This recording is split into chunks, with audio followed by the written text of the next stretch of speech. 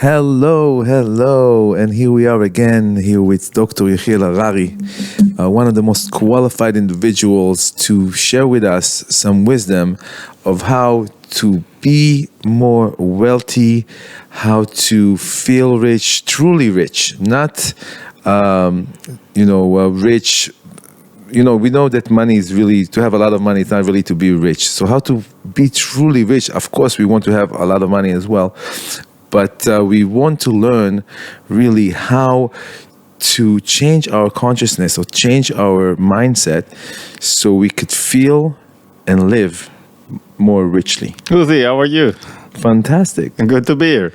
It's fantastic to be here, and I can't believe this is our third podcast. Wow, it's my honor. Baruch Hashem, it's unbelievable. I'm so honored, and I feel really blessed that we have the opportunity to have the opportunity to speak to you as really one of the most influential people in my life and in many other people's life through your YouTube channel. In Hebrew you say, "Don't mourn me." Let's get to the point. I don't mourn you, but I just want the audience to know that the information that we are about to share with you is really going to be life-changing. So pay attention. What is wealth consciousness? What do we mean? Usually when we talk about wealth consciousness, people think about, I'll stay in the middle of the world and I reward to get. I'm waiting for others to give me. I'm waiting to get, I deserve to have a better car. I deserve to have a better apartment. I deserve to make more money. And it's not wealth consciousness. Wealth in Hebrew, it's shefa. Shefa, it's like about giving, about being influencing. What does it mean, influencing?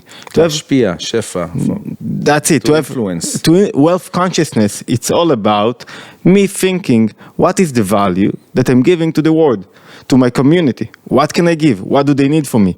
And if I know what is the value that I'm giving to the world, in that sense that I know that I'm influencing, it's not I am influencing, it's that I'm delivering someone to someone else. I'm like a wagon that brings all the goodness. You say at the beginning, stay with us, we want to give you value. What does it mean, value? That you want to influence. What does it mean to the one that is listening, that is now ready to accept something that will make him influencer? Influencing is not about making people listen to me, it's about making people influencing by themselves, but you cannot be influencing if you do not receive. So what we try to say is about what is money. Money, it's all, it's a currency. It's a way that I give you value, you give me money. And if I do not have money, what does it mean? If I do not have money, if I don't have enough money, it's like I don't earn enough. It means that I do not create enough value. Either I do not believe in the value that I have, that I can bring to the world, that the world is waiting for me. In Judaism, the world could be your spouse, the world could be another person. The world today, it's easier than ever before to create community and to give this community a value. And a value, it's something that will make them influencing by themselves. So wealth consciousness is all about me, not complaining that I didn't get enough. Because if I'm in the middle and I think that I deserve, and I deserve to accept, and I deserve a new car, that means I am in consciousness of receiving, not in giving.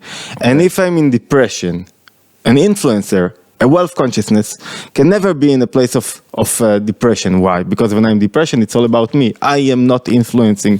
I do not accept. So someone with wealth consciousness must think about what he gives to the world.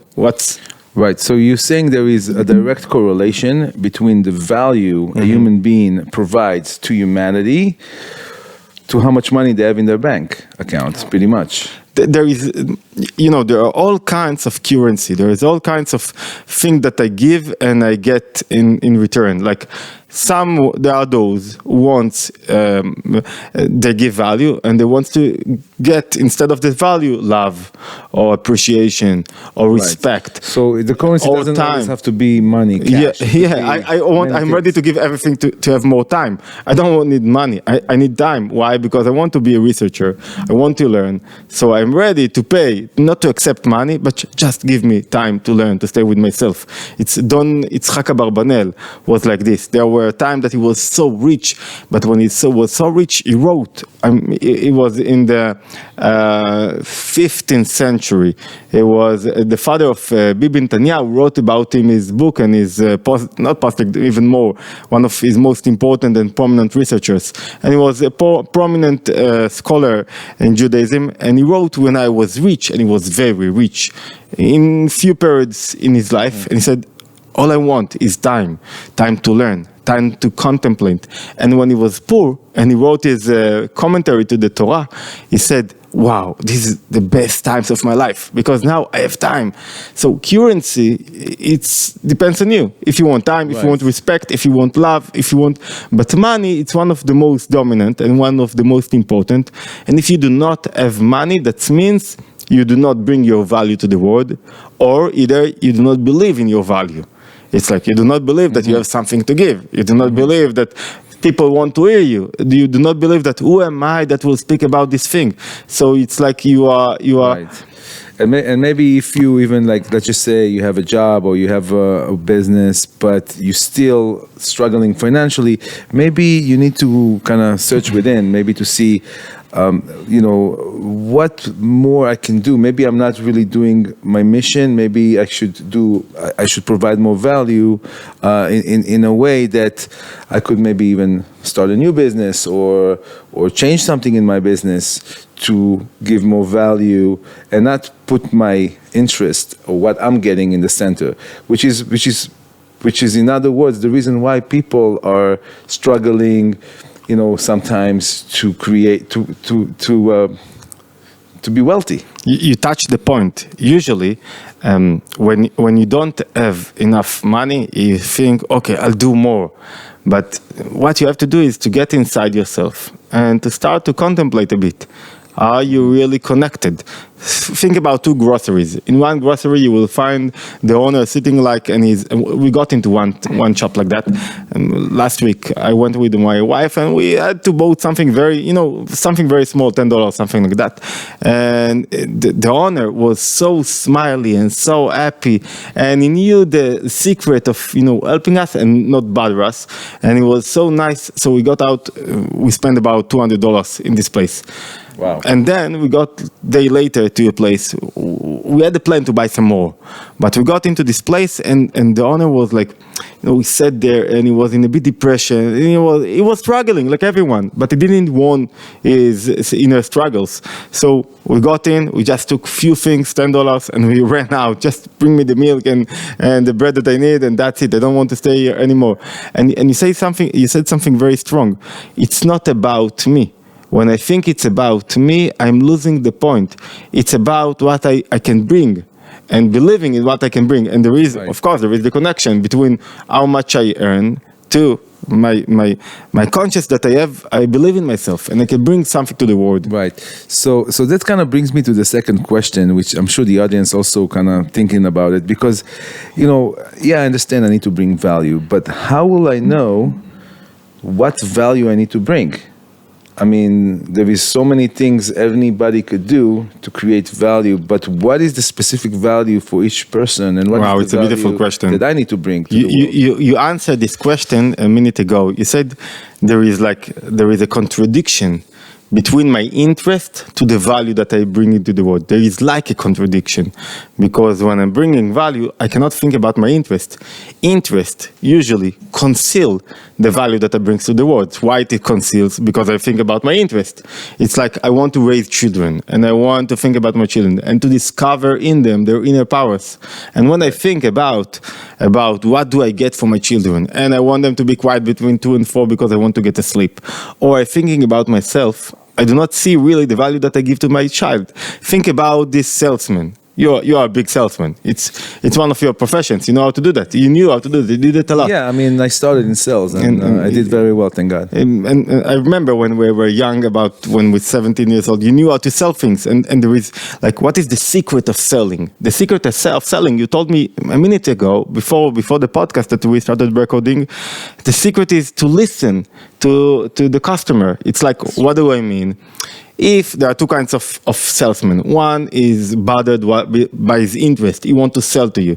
You have all those things that he wants to sell, and he must sell those things. So he will try to convince you to buy those things. And and there is the other one. Nobody likes to be sold. You are close. Somebody that's selling to them, but people really love somebody who actually listens to them and acknowledge their feelings. What their needs, what you really need. And salesman, being a good salesman is all about knowing what you really need. So let's get back to your question. Right. How do I know what is my value? The Baal Shem Tov, the founder of the Chassidut, one of the most important movements in Judaism, said, if you want to know which path to choose, you have the left path, the right path, which road should you go in? What is your value? You should take aside your interest and listen carefully to what the world needs from you. And where do you do your impact? And when you think about when you're just, counting likes and say, okay, here people likes me more, here people likes me, you won't get your value. In order to get to know where is your value, you have to know where is your pleasure, your inner pleasure. Where do you really bring your inner powers to work? When you really do things, if you do not have pleasure in what you're doing, it will never succeed. You mean not to know my value, but to know the value that I can bring to the people that is specific to me. Put your interest aside. Individual. It doesn't matter. Your value could be in science. If you don't have pleasure in what you're doing in science, then you won't continue. So what I'm trying to say, it's like, first, pleasure. Second, don't think interest. Think about, usually when you want to grow, people that are more successful, there is time in their life that they are paying with comfort. They cannot allow themselves to be comfort. You have to give your best. Step out of your comfort zone, pretty much. And not only comfort zone, but also real comfort. It's like you have to give up on. I heard Mr. Beast. It's number one YouTube channel, and he said, "I don't care about money. I don't care about comfort. I don't care about having a better a better steak. No, this is not the deal here. The deal here is where I can make more content. More content is more influencing. More influencing is not about, as we spoke in one of our conversations, is not about the others. It's about me discovering my creativity and innovation and all kinds of things like that. Like my inner forces, bring them out. But without discovering pleasure in what you're doing, pleasure is the higher value that we can have to ourselves. It's the higher power that we have in our soul. So you pleasure. need to love it, pretty much. You need to love it. It's you more than love what you're doing. Pleasure means that I'm here and this is my place. And how can you know that you are in your place? If you will tell me, Amos Oz, he was a famous writer in Israel. And before he passed away, he was interviewed. And the interviewers asked him, you are not regretting not to get the Nobel Prize? And he said, prizes are something very silly, because they give me prize for something that I will do for free. Even if you will give me a fine, I will do it. So if you tell yourself, I'm ready to do that, even if I'll get a fine, doesn't matter. That means that you're doing it because of the thing itself, not because of external reasons. And there you will find your value. There you will find what is your real pleasure. Because if you are a writer, you will write. And if you are... Beautiful analogy.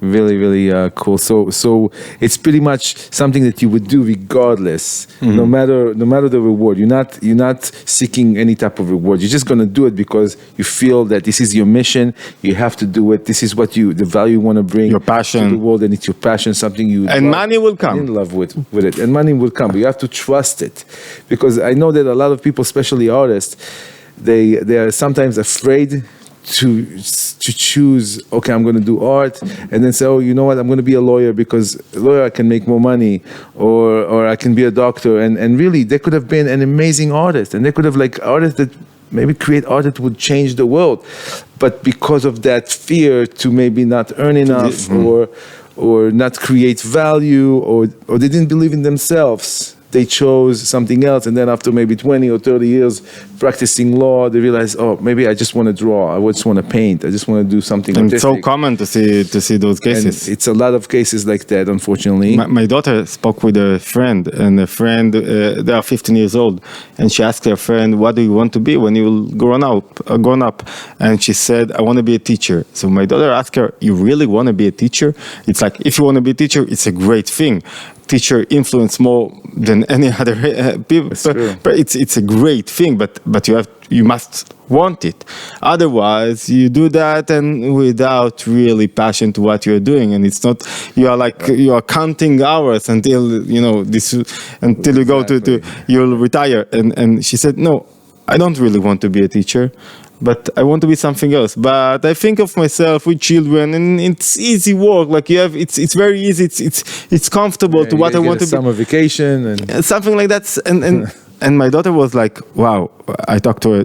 There is something sad about it because you're not ready to discover what is your real value. So it's either if you are not there, try to fall in love, to find passion in what you're doing.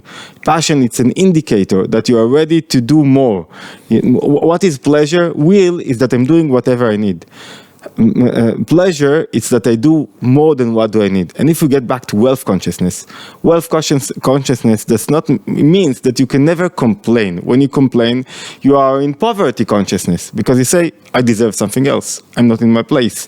I'm losing something that I ought to be. And there is poor consciousness in marriage and raising children because I think, I should have another spouse, a better one, a one that makes more money, a one that I don't think that I'm in my place. I should be in another place. And when I think like that I should be in another place, I'm losing my place. And a part of being with wealth consciousness is to know that every place that you are is the best place that you can extract out of it all of the things that you should extract, where you should influence. That's pretty amazing. It's like something that it happens a lot when people just need to just make that shift, that mindset shift, and instead of seeing the wrong and complaining, because I think that one of the most toxic behaviors is somebody who complains and blame. You can blame politics, you can blame the prime minister, you can blame many things and complain about it too. But what happened when you do that? You actually not being grateful and thankful for what you have, because what you have is amazing. First of all, if somebody is healthy, it's already an amazing advantage. I mean, look. It's just being healthy is such an amazing advantage. Just having a place to sleep, just having a roof over your shoulder. Not to mention that having a cell phone with an internet connection, it's such a powerful thing. You got a supercomputer right in your hand that could literally change the world if you just believe that you could do that. So definitely gratitude is probably the cure. I think worse than gratitude is that when you complain and you blame others, you do not take responsibility. And when you do not take responsibility, you cannot change things. You're really waiting for others to change things. You don't say, it's all in my hands. I can do it. I can change. I can develop. You won't see a businessman thinking why it happened to me. No, he's not thinking why it happened to me. He's thinking, what should we do now? What is the task that we should adopt right now? So it's a different level of consciousness. And when you think like that, when you are always in blaming others, you pay the price. It's not about gratitude. You'll pay the price, the emotional price, because you will always be in poverty consciousness. You said, oh, I'm not good. Oh, I didn't deserve. Oh, you will never enjoy life. You will never get to find the pleasure in whatever you're doing. Absolutely. We just really need to just go for it and believe in ourselves and be thankful for what we have. And use the tools and use the opportunities that we have today in our society to really break through all the barriers, and obviously there is nobody to blame but us. And provide value. Maimonides says that. Huh? Maimonides says that. Maimonides, the great Jewish scholar, says that most of the troubles, most of the things that we suffer from, we are doing to ourselves. we are usually doing to ourselves. But you started with wealth consciousness. Real wealth consciousness is to know that you are not without a reason in this world. You are in this world with a reason. And if you are here, there's somebody that wants you, that loves you, that gives you all the opportunities to discover your inner powers. And you can do that. And go thinking about, oh, nobody needs me anymore. It will kill you. You cannot go to pension. You cannot retire. Right. But if you think, okay, I have what to do here.